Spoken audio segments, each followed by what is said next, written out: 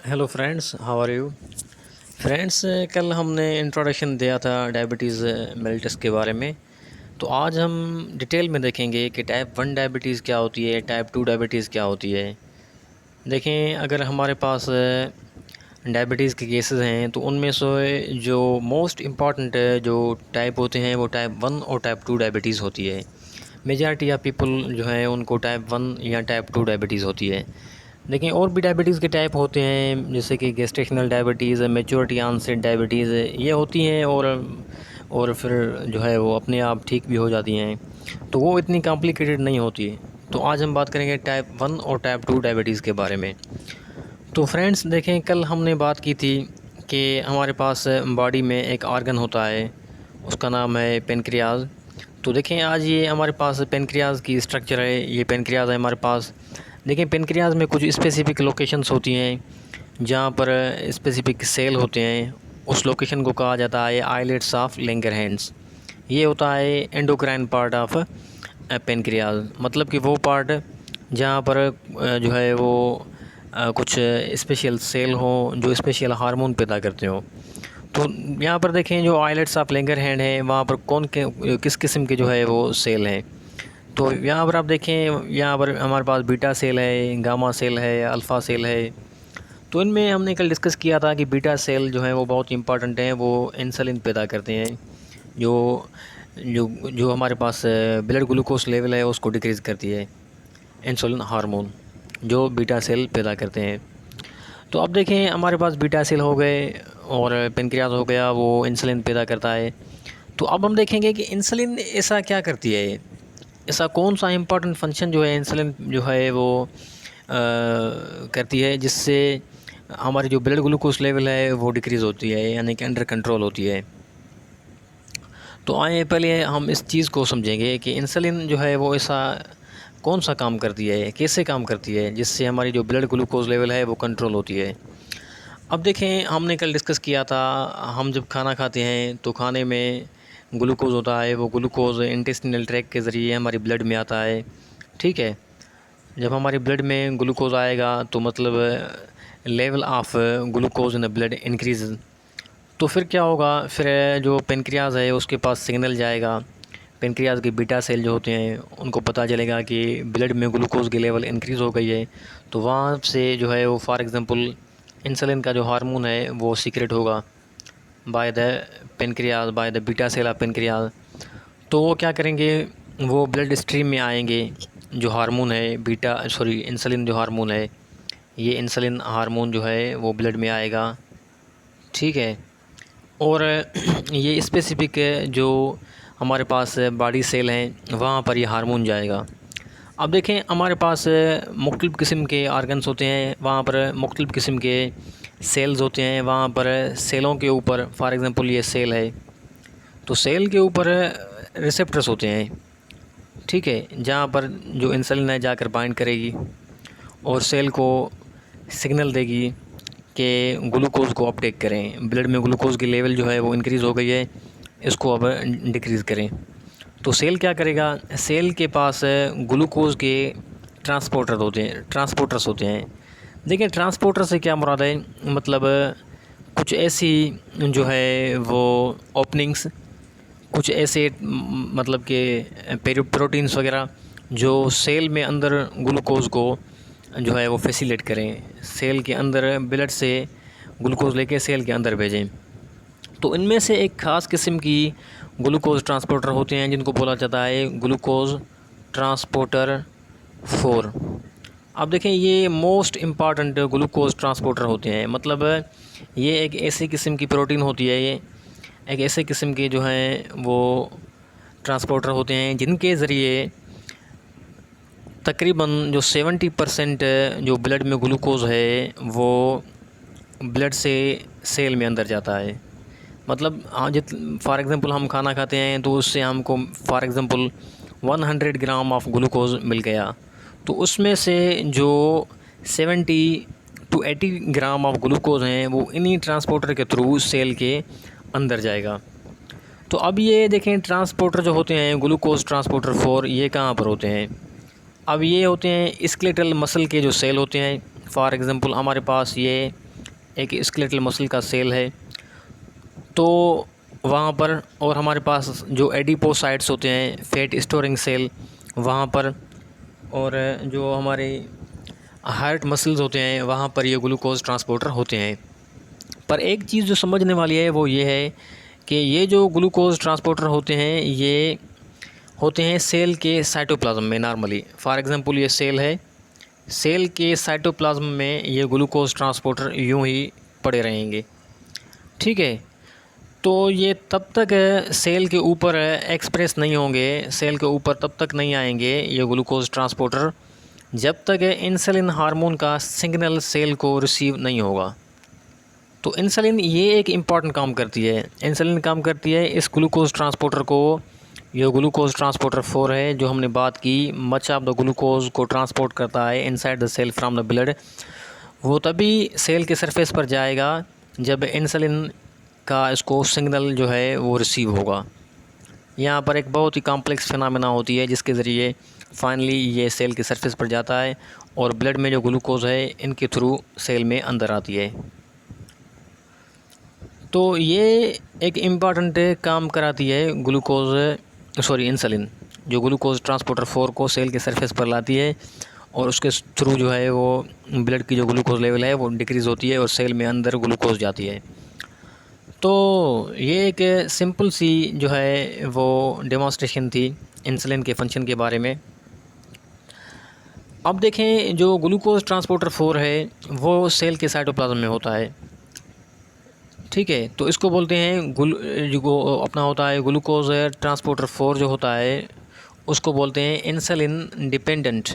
Glucose transporter 4 जो है वो है इंसुलिन डिपेंडेंट ट्रांसपोर्टर, मतलब इंसुलिन आएगी सेल पर, सेल के सरफेस पर सिग्नल देगी तभी ये सेल की सरफेस पर जाएगा और ग्लूकोज को जो है वो अंदर ट्रांसपोर्ट करेगा।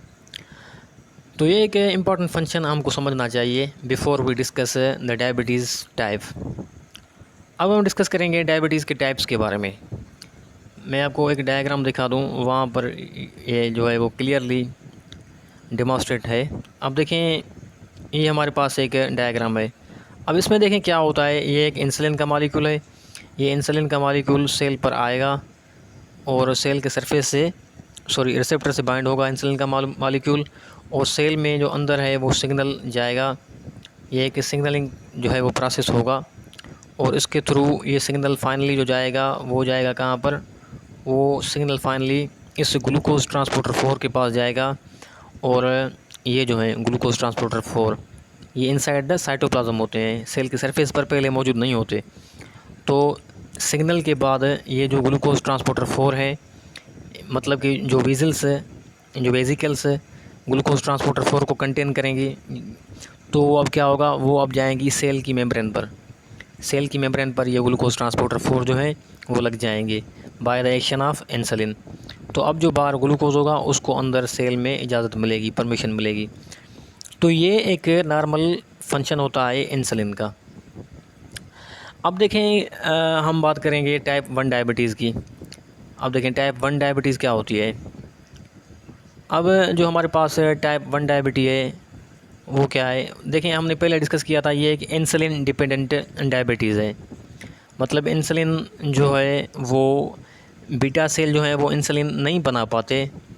अगर देखें इंसुलिन नहीं बनेगी तो वो जो हमने फंक्शन डिस्कस किया वो नहीं हो पाएगा।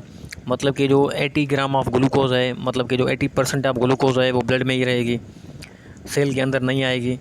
तो ये beta cell because of auto immune attack, हमारे इम्यून सिस्टम के ज़रिए या किसी वायरस के अटैक करने से या किसी टॉक्सिन से ये बीटा सेल ख़त्म हो जाते हैं या बहुत कम बचते हैं। तो इसीलिए बहुत कम जो है वो इंसुलिन नहीं पैदा होती।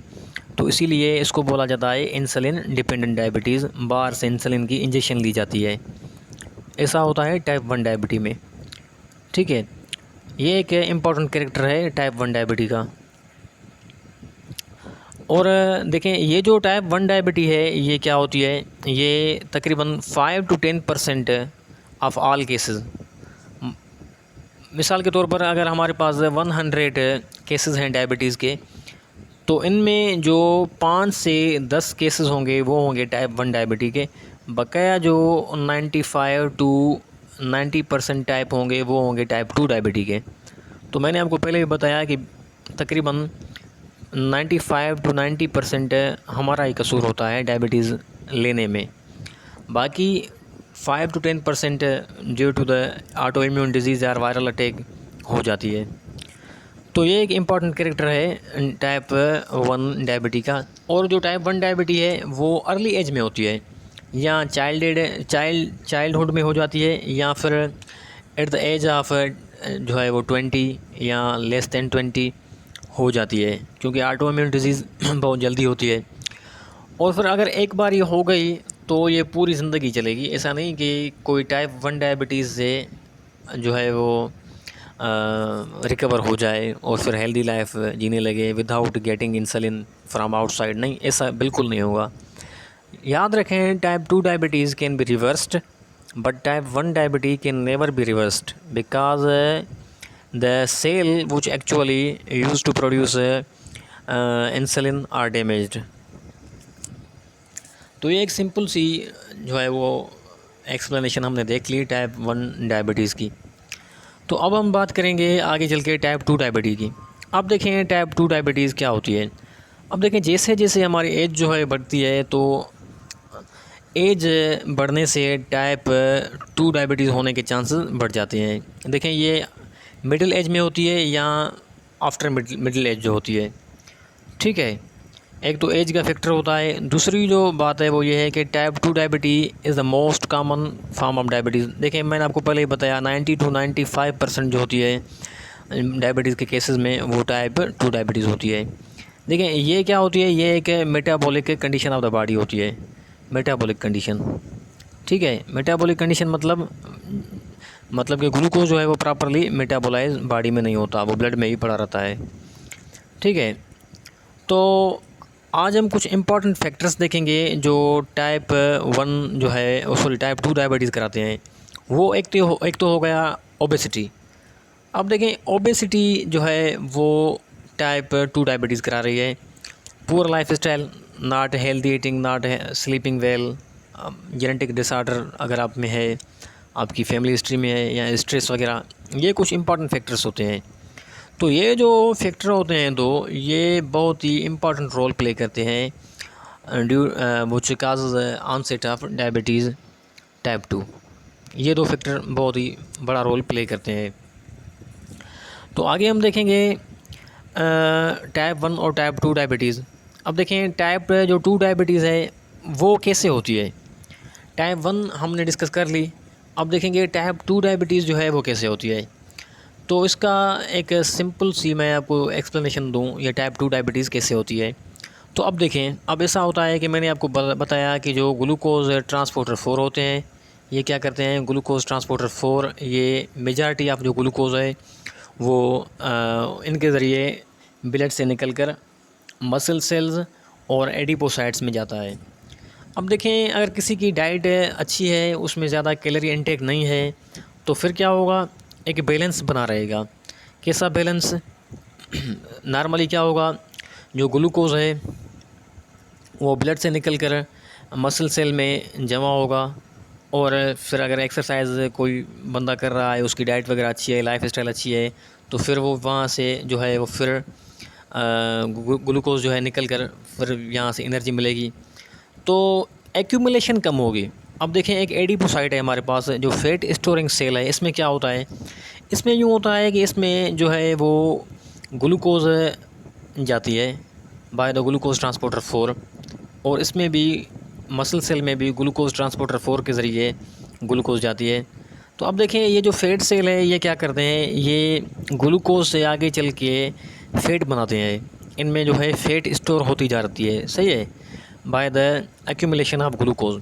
तो देखें, इनकी भी एक लिमिट होती है। पहले ये फैट सेल फॉर एग्जांपल इतना है, फिर इसमें अगर ग्लूकोज गया तो इसने ज़्यादा फैट बना ली, और फिर इसकी साइज़ और भी इंक्रीज़ हो गई, और उसकी साइज़ जो है वो और भी इंक्रीज़ हो गई।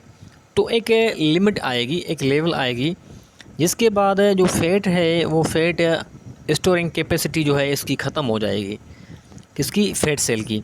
तो फिर क्या होगा, फिर जो फैट स्टोरिंग जो कैपेसिटी है अगर ख़त्म हो गई तो फिर क्या होगा, फिर यूँ होगा कि ये जो फ़ैट स्टोरिंग सेल हैं ये फ़ैट को प्रॉपर्ली स्टोर नहीं कर पाएंगे और जो फ्री फैटी एसिड्स होंगे वो ब्लड स्ट्रीम में चले आएंगे। अब ये जो फ्री फैटी एसिड्स हैं ये अगर ब्लड स्ट्रीम में चले आए, इनकी जो फिर जो मेटाबॉलिज्म होगी वो क्या करेगी, वो ये जो हमारे पास है फ्री फैटी एसिड्स हैं, फिर इनसे फिर क्या होगा, इनसे फिर ऐसा होगा, इनमें से जो हमारे पास ये जो मसल सेल होंगे या फिर एडिपोसाइट्स होंगे या फिर लिवर सेल होंगे वो डैमेज होंगे। वो जब डैमेज होंगे तो यहाँ पर जब इनके रिसेप्टर हैं वो काम करना छोड़ जाएंगे। कौन से रिसेप्टर? इंसुलिन रिसेप्टर वाले। देखिए फ़ैट सेल फ़ैट स्टोरेज के लिए बना है, अगर वहाँ पर फ़ैट स्टोर नहीं हो रही तो मसल सेल फ़ैट को स्टोर थोड़ी करेगा, वो करता है ग्लूकोज को स्टोरेज। अब वहाँ पर जब फ़ैट जाएगी तो फ़ैट जब जाएगी तो ये एक ओवरलोड ऑफ फ़ैट को जो है वो क्या करेगा, वो मेटाबोलाइज नहीं कर पाएगा। अब इसका काम था ग्लूकोज को मेटाबोलाइज करना, अब इसको फ़ैट को मेटाबोलाइज करना पड़ रहा है। तो अंदर क्या होगा, फॉर एग्ज़ाम्पल हमारे पास ये मसल का एक सेल है, तो अब इसमें जो है वो फैटी एसिड्स जा रहे हैं। तो ये पहले क्या था, पहले नॉर्मली ये कुछ फैटी एसिड को एनर्जी में कन्वर्ट कर रहा था। अब फ़ैट स्टोरिंग सेल अपना काम नहीं कर रहे तो बहुत सारी फ़ैट जो है वो इनमें आ रही है, फैटी एसिड्स इनमें आ रही हैं मसल सेल में, और यहाँ पर जो है इनको फोर्सफुली ये कहा जाता है कि तुम इसको मेटाबोलाइज़ करो। अब क्या होगा, अब यहाँ पर मेटाबॉलिज्म कम्प्लीटली नहीं होगी और कुछ बाय प्रोडक्ट्स बनेगी। बाय प्रोडक्ट्स जो हैं वो क्या करेंगी, वो जो है अंदर जो सिग्नल नॉर्मली जनरेट हो रहा था, एक इंसुलिन के ज़रिए सिग्नल जो मिल रहा था ग्लूकोज ट्रांसपोर्टर 4 की वेजिकल को कि आप यहाँ पर जाएं और एक्सप्रेस हो जाएं, वो सिग्नल का पाथवे जो है वो ब्लॉक हो जाएगा। अब जो ग्लूकोज ट्रांसपोर्टर 4 है वहाँ पर सिग्नल नहीं पहुँचेगा। अब जब सिग्नल नहीं पहुँचेगा तो वो ग्लूकोज ट्रांसपोर्टर 4 जो है वो वहाँ पर सेल की सरफेस पर जा ही नहीं पाएंगे, क्योंकि आपको याद रखना चाहिए जो सबसे ज़्यादा ग्लूकोज लेवल को ब्लड में से जो है वो सेल में ट्रांसपोर्ट करते हैं वो होते हैं ग्लूकोज ट्रांसपोर्टर 4। और जो चीफली जो सबसे ज़्यादा ग्लूकोज को स्टोर करते हैं वो होते हैं मसल सेल, और मसल सेल्स करते हैं ग्लूकोज ट्रांसपोर्टर 4 के ज़रिए। अब ये पाथवे ही ब्लॉक हो गया तो अब क्या होगा, अब ये जो सिग्नल है ये सिग्नल सेल जो है वो इग्नोर कर देगा। अब इसके साथ इंसुलिन जो है बाइंड तो कर रही है, लेकिन जो ग्लूकोज ट्रांसपोर्टर 4 है वो सेल की उस जो है वो सरफेस पर नहीं जा रहे, और जब नहीं जाएंगे तो ग्लूकोज की लेवल आउटसाइड द सेल यानी कि ब्लड में बढ़ती ही चली जाएगी। तो इसके नतीजे में क्या होगा, इसके नतीजे में ये होगा कि इंसुलिन अगर काम नहीं कर पाई तो फिर बीटा सेल को सिग्नल जाएगा कि आप और भी इंसुलिन बनाओ, इंसुलिन जो है वो अभी काम नहीं कर रही। तो बीटा सेल भी इंसुलिन बना के वो थक जाएंगे, और फाइनली ये भी जो है वो ड्यू टू एग्जॉशन ये भी डैमेज होना शुरू हो जाएंगे। तो हमने देखा है कि over eating, overload of glucose कैसे फैट सेल में से जो है वो उनकी जब कैपेसिटी ख़त्म हो रही है तो फिर वो फ्री फैटी एसिड्स कैसे मसल सेल में जा रहे हैं, वहाँ पर कैसे सिग्नलिंग पाथवे को डैमेज कर रहे हैं, ग्लूकोज ट्रांसपोर्टर 4 जो है कैसे सेल की सरफेस पर नहीं आ रहा, और ग्लूकोज की लेवल आउटसाइड द सेल यानी कि इन द ब्लड जो है वो कैसे जो है वो इंक्रीज़ हो रही है। तो ये होता है टाइप 2 डायबिटीज़ में। फिर ये जो सेल है मसल का सेल, इसने फॉर एग्ज़ाम्पल रिस्पॉन्ड करना छोड़ दिया इंसुलिन को, तो इसको बोला जाता है क्या, इंसुलिन रेजिस्टेंस। ठीक है। तो देखिए टाइप 2 डायबिटीज़ जो है उसको अगर हम टाइमली कंट्रोल करना चाहें तो कर सकते हैं। Before due to overload, due to over production beta cell जो है वो डैमेज हो जाए। ऐसा नहीं कि अगर आपको टाइप 2 डायबिटीज़ हो गई है तो आपको हो गई, उसके बाद आपने प्रिकॉशंस नहीं ली, केयर नहीं की, फिर 10 साल बाद 20 साल बाद रिवर्स करने का सोच रहे हैं, तो तब ये जो टाइप 2 डायबिटीज़ होती है ये अपना काम कर गई होती है और रिवर्स नहीं हो पाती। तो वक्त से पहले और जब हम देखें और टाइमली अगर इसको हम रिवर्स करना चाहें तो हो सकती है।